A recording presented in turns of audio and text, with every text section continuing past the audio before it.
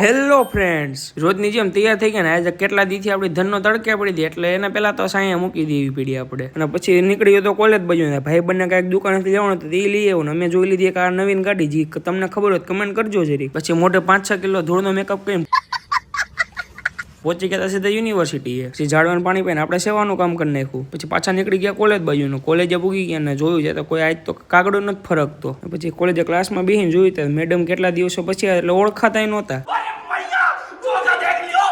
Lecture થઈ ગયો પૂરો ને અમે બધા નીકળી ગયા બ્રેકમાં. તો આ ભાઈ હમણાં પડી જાવ ને તો મેં બચાવી લીધો હતો એને. કોણ હે એ લોગ કહાં સે આતે હે?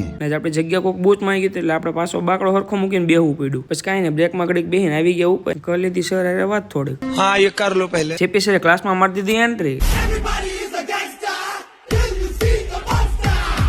લેક્ચર પૂરો થઈ ગયો એટલે પાછા નીકળી ગયા પાછા બહાર આટા ફેરા મારવા. કંટ્રોલ સેન્ટરમાં પૂરેપૂરી તૈયારી હાલતી કે હરિવંદનનું રોકેટ કરે લોન્ચ કરવું છે.